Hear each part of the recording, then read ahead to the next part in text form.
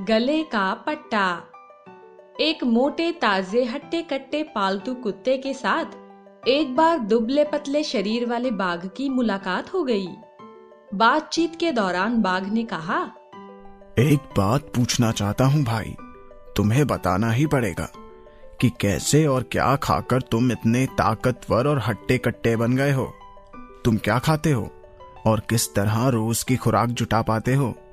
मैं तो दिन रात खाना जुटाने की कोशिश कर करके हार सा जाता हूँ, फिर भी भरपेट भोजन नहीं जुटता। किसी किसी दिन तो भूखे पेट ही रह जाना पड़ता है। खाना ना मिलने से ही मैं इतना कमजोर और दुबला हो गया हूँ। कुत्ते ने कहा, जो मैं करता हूँ वह अगर तुम भी कर सको तो मेरे जैसी ही खुराक तुम्हें भी मिल सकती है। बाघ ने अचरज से पूछा, सच कह रहे हो? तो ठीक है भाई, पर बताओ तो सही, तुम्हें इतने अच्छे खाने के लिए कौन कौन से काम करने पड़ते हैं? उस पालतू कुत्ते ने कहा, करना क्या है, कुछ भी तो नहीं, सिर्फ रात भर मालिक के घर की देखरेख करनी पड़ती है। बाघ ने कहा, बस इतना ही? यह काम तो मैं भी कर सकता हूँ। भोजन जुटाने के लिए मैं जंगल जंगल भटकता रहता हूँ, सर्दी गर्मी और बरसात में कष्ट पाता हूँ। पर भाई, अब यह कष्ट नहीं सहा जाता। अगर धूप बारिश और सर्दी में एक छत मिल जाए और भूख के समय भरपेट खाना, तो फिर जीवन में और क्या चाहिए। बाघ के दुख की बात सुनकर कुत्ते ने कहा, तो मेरे साथ आओ, मैं अपने मालिक से कहकर तुम्हारा भी इंतजाम करवा दूंगा। यह सुनकर बाघ कुत्ते के पीछे पीछे चल दिया। चलते चलते बाघ की नजर एकाएक कुत्ते की गर्दन पर पड़ी। उसने यूं ही पूछा, भाई, तुम्हारी गर्दन पर यह निशान कैसा है? कुत्ते ने कहा, कुछ भी तो नहीं।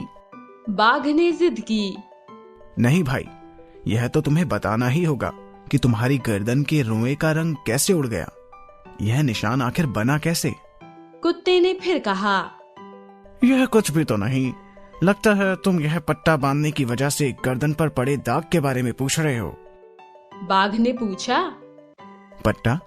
यह कौन सी चीज है? कुत्ते ने कहा, उसी गले के पट्टे वाली जंजीर से तो दिन में मुझे बांध कर रखा जाता है। यह सुनते ही बाघ चौंक उठा। उसने पूछा, तुम्हारा मालिक तुम्हें जंजीर से बांध कर रखता है? भला क्यों? फिर तो तुम अपनी मर्जी से कहीं आ जा भी नहीं सकते। कुत्ता बोला, नहीं, ऐसी बात तो नहीं है। दिन में मैं अवश्य बंधा हुआ रहता हूँ, पर रात को मुझे खुला छोड़ा जाता है। तो मेरी मर्जी, मैं कहीं भी जाऊं। और फिर मालिक के नौकर चाकर भी मुझे बहुत प्यार करते हैं, मेरी देखभाल करते हैं, मुझे अच्छे से अच्छा खाना देते हैं, मुझे बहलाते हैं। मालिक भी प्यार से कभी कभी थपथपा देते हैं। स्वयं ही देख लो मैं कितना सुखी और कितना आनंद में हूँ। यह सब सुनकर बाघ ने कहा, अरे भाई, अपना यह सुख अपने पास ही रहने दो। मुझे इस तरह का सुख नहीं चाहिए। इस तरह दूसरे के अधीन रहकर राजभोग, राज सुख से कहीं अधिक बेहतर है खाना ना खाना। खाना ना जुटा पाने का कष्ट तो इस कष्ट से 100 गुना अच्छा है। बुरा मत मानना, मैं तुम्हारे साथ नहीं जा सकता। इतना कहकर बाघ मुंह घुमाकर जंगल की तरफ वापस चल दिया।